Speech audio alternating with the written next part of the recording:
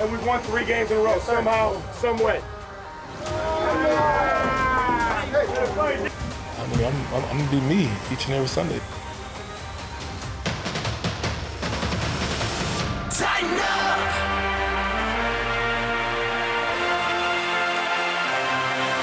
Get loud. Put your hands up tight to the heart. This time, like champions, let it roll. Get loud.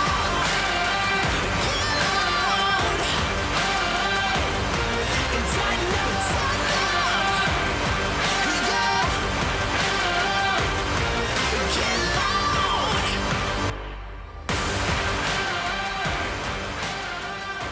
It's going to be loud at Nissan Stadium when the Titans return in 12 days.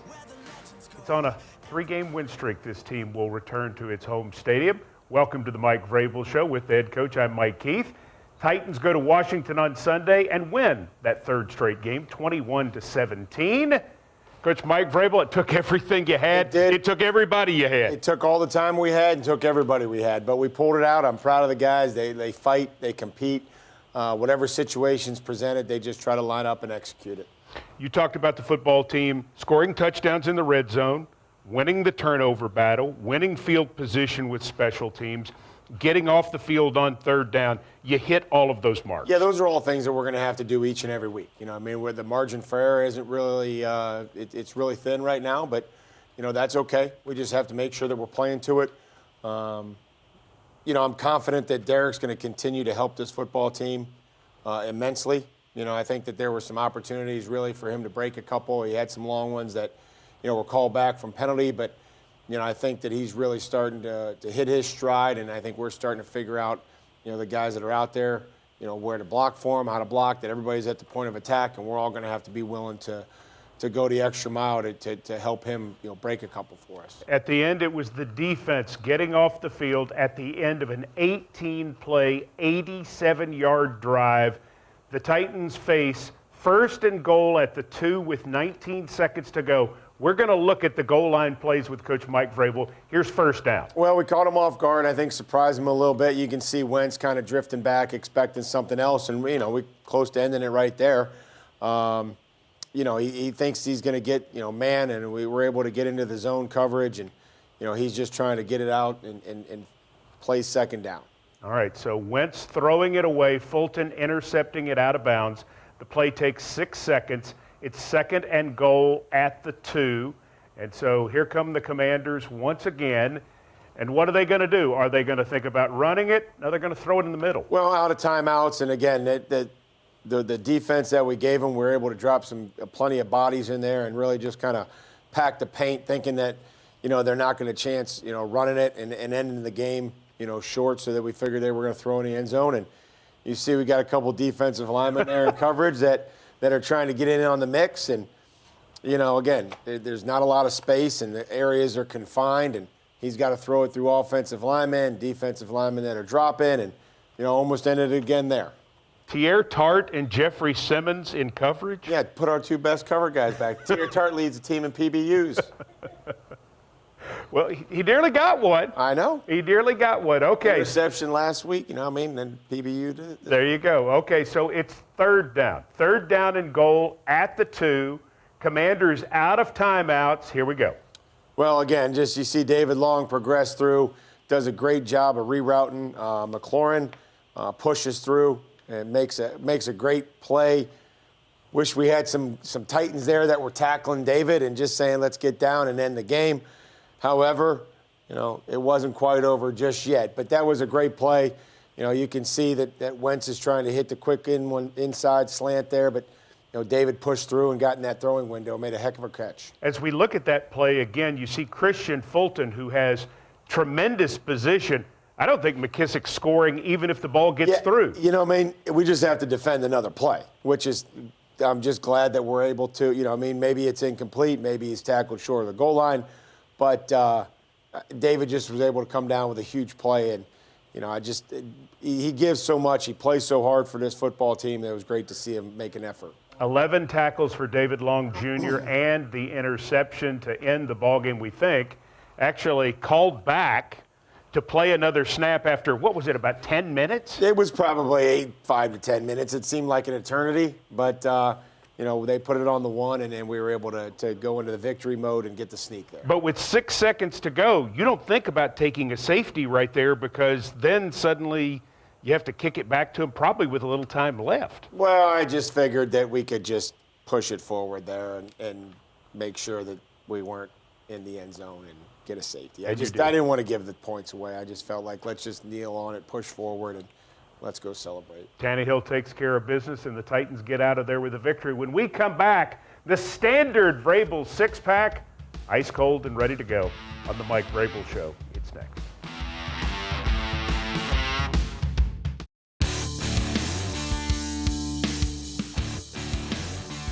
Welcome back to the BetMGM studio. The Mike Vrabel Show continues. We usually start with the six-pack, but we wanted to show you those 3 goal line plays so Coach could kind of outline exactly how the ball game ended. Now let's go to the six-pack, and let's start off with the Titans' first touchdown. How about some screen action on back-to-back plays? After a Derrick Henry screen goes for 24, this. Well, a lot of great efforts. If you see from the beginning, Ryan's able to drift. He does a nice job of faking to the right. Again, another quarterback hit that we would like to avoid. Aaron Brewer getting out on the second level, taking care of Davis. Dontrell's able to get in behind that block and then beat everybody to the end zone. And, big play there by Derrick to get us there, and then, well executed again in the red zone. Third touchdown catch of the year for Dontrell Hilliard. That's all he does. That's catch touchdowns. That's all he does is catch touchdowns. 7-0 Titans. When we go to the next highlight, the Titans are actually down 10-7, but right at the end of the first half, a drive of 15 plays, 81 yards ends with this. Score with your man. That's what we tell them. And, you can see the offensive line. If they end up in the paint, Derrick's going to end up in the paint too. So, we just kind of were able to plow it in there, and, that's what Derrick wanted, so that's what he got. Who's doing a good job coming off the ball there, Coach? Well, you see Ben Jones in the middle, you see Brewer, you see Dylan Radins, and again, everybody's scoring with their man. If we're able to get our offensive line into the end zone, you're going to see the replay here. We get everybody or almost everybody into the end zone, and Derrick's going to score. If we can score with our man, then Derrick's going to score. Took basically the final 7 minutes of the first half. You go up 14-10 at halftime. That's a big factor. Well, it was, because they're getting the ball at the second half. We were able to convert some third downs, some critical third downs. 15-play drives are hard to come by in this league. And then cap it off with a touchdown was really huge. Titans trail at the point we go next in the third quarter. It's 17-14. And Ryan Tannehill, hanging in the pocket, finds Nick Westbrook-Ikhine. Well, again, they kind of came off late. He was going to look to Chig there, and the corner came off. Somehow Ryan had to pull the string back and then climb the pocket. And then Nick doing a great job of tracking the football in the air. And, we just can't get enough of these. And again, we tried to hit one earlier to him, and, protection wasn't really there. And, now Ryan trusted it, was able to climb the pocket. And, I can't say enough about what Nick Westbrook does, his ability to track the ball here, but also his efforts in the run game to block. 2 catches, 72 yards for Westbrook-Ikhine, and that sets up the Titans to score what turned out to be the final points of the game. Derrick Henry just figuring out how to break the plane. Yeah, I think we could have gotten a little better push there like we did earlier, but it didn't quite work out that way. And then, Derrick was able to just be long enough, and you got to be careful reaching that football. That doesn't excite me, but we give Derrick a lot of leeway and a lot of trust. Derrick Henry scores a lot of touchdowns. He gets 2 in this game, along with another 100-yard rushing performance, the 30th of his career. Titans take a 21-17 lead that they will not relinquish, but there's a lot of drama from there. The defense keeps the pressure on, and I do mean that literally, with Danico Autry. Well, you can see him just kind of running over Norwell there, and, Danico's we just got to find ways to keep getting him on the guards inside and letting them, twist him up and tie him in a knot. And, he's done a nice job for us impacting the quarterback, and him and Jeffrey certainly were factors the other day. Well, how about a little Jeffrey Simmons then? There we go. 7 quarterback pressures for Jeffrey Simmons, 4 for Danico Autry.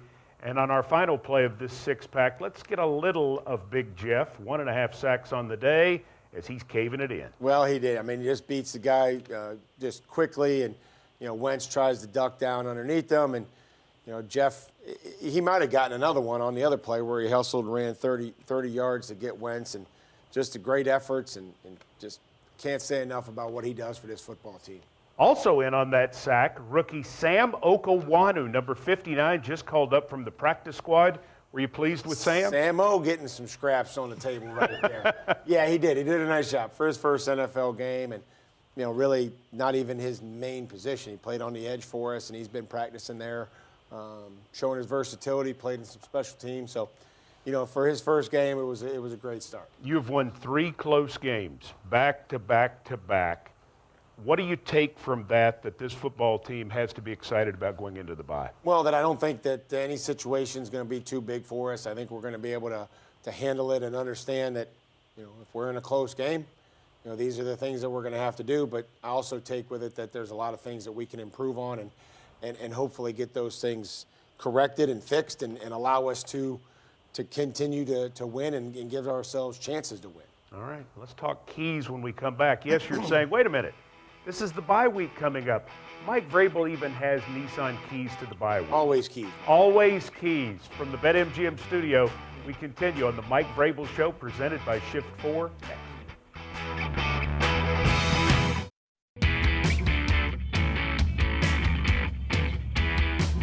Welcome back to the BetMGM studio, the Mike Vrabel Show, presented by Shift 4.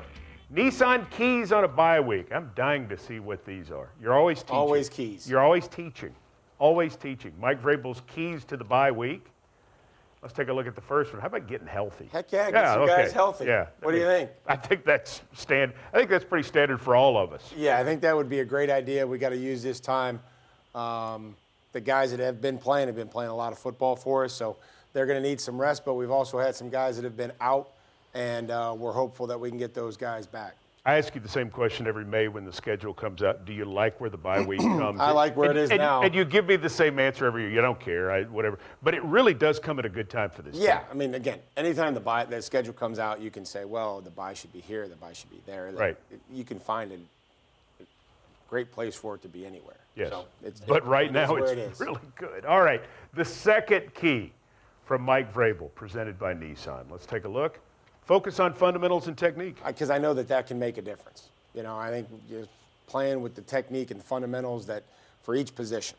Playing with your hands inside, offensive players, defensive players, getting off blocks, playing with body lean, our pass rush fundamentals and techniques and how we work the games and our ball security, our ball disruption, all these fundamental things that we're trying to teach, and there's a reason why we practice, and I know that it makes a difference. And guys can lose that as the year goes on. Well, I think you don't want it to happen. Right. But you have to focus on them. You have to continue to coach them, point them out when they use the techniques correctly and it helps them, and then when they maybe don't, how it could have helped them. All right, let's look at the third and final Nissan key, and that is look to improve upon what we do. Yeah, just understanding this is how we have to play the game. The things that we're going to do each and every week, we have to have great understanding of the concept of the play.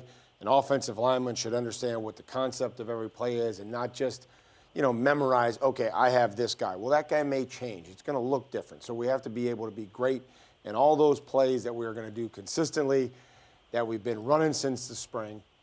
And then same thing, defense. Like, whatever coverage it is, we play a handful of coverages, but we should really know them better than maybe I think we do right now. All right. Those are Mike Vrabel's keys to the bye week for the Titans. When we come back, our friends at Epic Western are going to introduce you to not just a genuine Titan, but some genuine Titans. That's next on the Mike Vrabel Show, presented by Shift 4.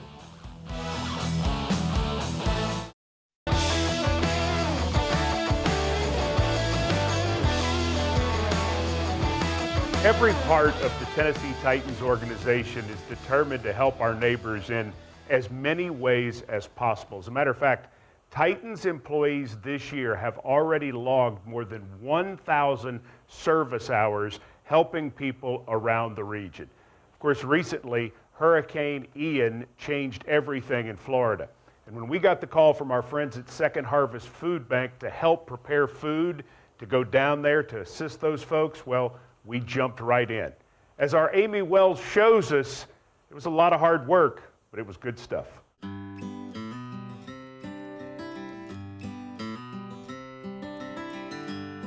The staff at Second Harvest Food Bank does not play. When we got that call to come and help them last Friday, we knew that we'd get our workout in. No matter how tough the task, no matter the weather or the day of the week or the time of the year, Titans employees love to come together to make a difference. And with the devastating effects of Hurricane Ian, the victims of this massive storm can use every bit of assistance that anyone can give them. The Second Harvest staff provided outstanding coaching, and we were glad to be on their team. This is something that's a year-round initiative for us. Serves as a cornerstone of our mission, and to be able to do this in season, out of season, it really doesn't matter to us, but obviously being in season, it's a little bit extra special to have all of our employees here today with us to help serve the community. In 2022 alone, Titan staff members have pitched in on numerous occasions. We helped to beautify Camp Widgiewagon,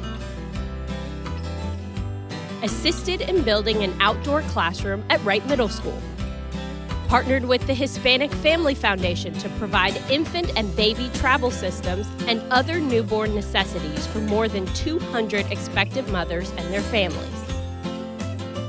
We've helped the American Red Cross with blood drives.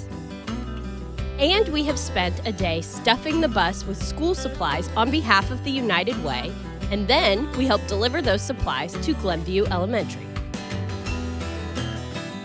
It creates for us an opportunity not to just say it, but to have the action behind what we say. And so for the organization, getting the staff involved really creates this opportunity where we're able to connect staff with Tennessee and really just be the action behind our brand. Those are our epic Western genuine Titans, our co-workers, and they certainly make all of us proud to work with them every day. Yeah, not only our coworkers, our family members. I think this is a family-run business, and yeah, we have to put a great winning product out on the field, but we also have a responsibility to the community, and I'm proud to be a part of an organization that has everybody that buys in, that wants to help, and will do whatever's asked of them. Good stuff from our folks. Thank you so much to our Titans employees for what you do in our community. When we come back, Tim Shaw, something special. Stay with us.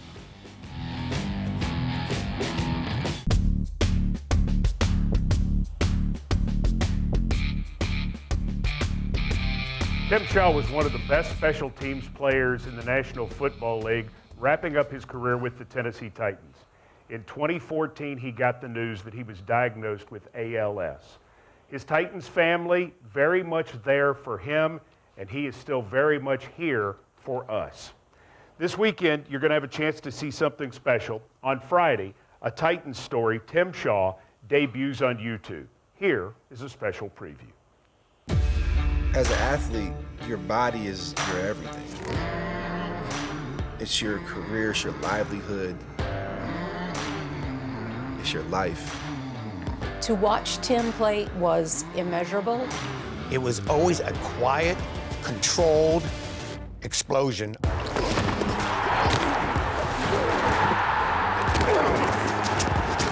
Tim Shaw played in 48 straight games with the Titans. He had 53 total special teams tackles. He was a very, very productive player.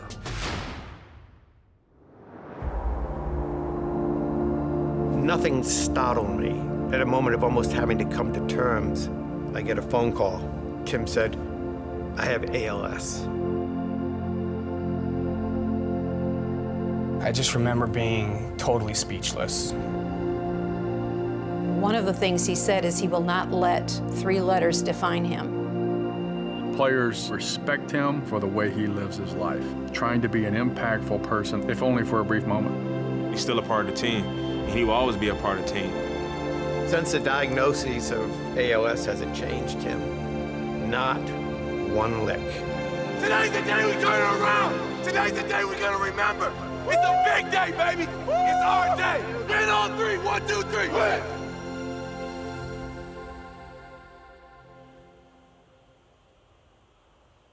This Friday, you'll be able to watch that series on YouTube. Mike Vrabel, Tim Shaw, still out at practice most days, still helping this football team and staff. I can't tell you how much I didn't know Tim before I got here. And if somehow I was brought here to meet Tim Shaw, I know that I'm a better person. He loves us. He loves special teams. He loves this organization, and we love him back. And he's always welcome here. And he still gives us tips and keys and watches special teams and tries to coach guys, and he's in the meetings. And it's really amazing. You'll have a chance to watch that on YouTube starting on Friday. For Mike Vrabel, I'm Mike Keith. Enjoy the bye, and we'll see you next time on The Mike Vrabel Show.